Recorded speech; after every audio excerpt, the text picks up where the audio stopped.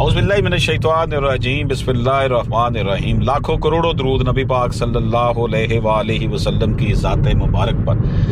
ناظرین اکرام، آج ہم بات کریں گے کہ کمپیوٹرائز ریکارڈ کے باوجود پٹواری کی لوٹ مار نہیں رک سکی، آخر اس کی وجہ کیا ہے؟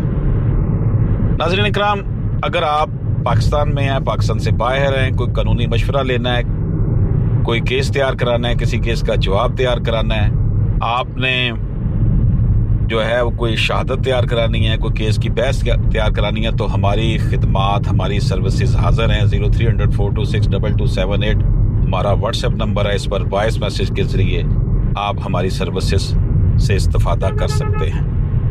تو جناب، کمپیوٹرائز ریکارڈ کے باوجود پٹواری کی لوٹ مار نہیں رک سکی۔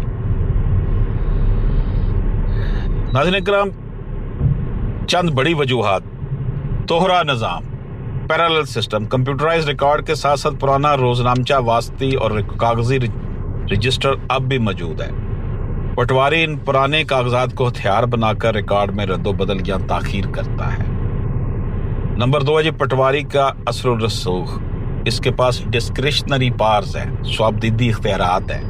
کمپیوٹرائز سینٹر سے بھی ڈیٹا انہی کے فراہم کردہ ریکارڈ پر مبنی ہوتا ہے۔ اگر پٹواری نے ابتدائی دراج میں ہی گڑبڑ کی ہو تو کمپیوٹرائزیشن بھی درستگی نہیں لا سکتی۔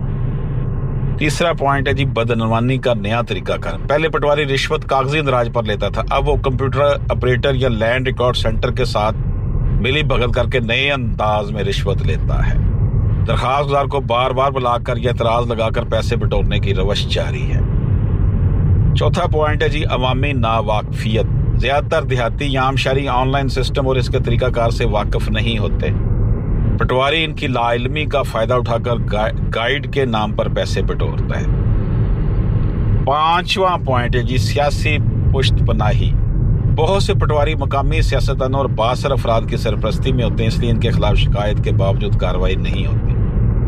نمبر 6 جی ادھورا ڈیجیٹل سسٹم۔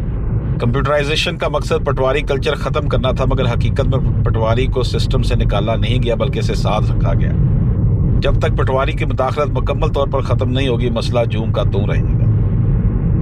نمبر 7 ہے جی احتسابی میکانزم کی کمزوری۔ لینڈ ریکارڈ اتھارٹی میں شکایت سیل تو موجود ہے، مگر اس پر فوری کارروائی نہیں کی جاتی۔ عوام کو ریلیف دینے کی بجائے شکایت اکثر فائلوں میں دب جاتی۔ یہ جناب صورتحال ہے۔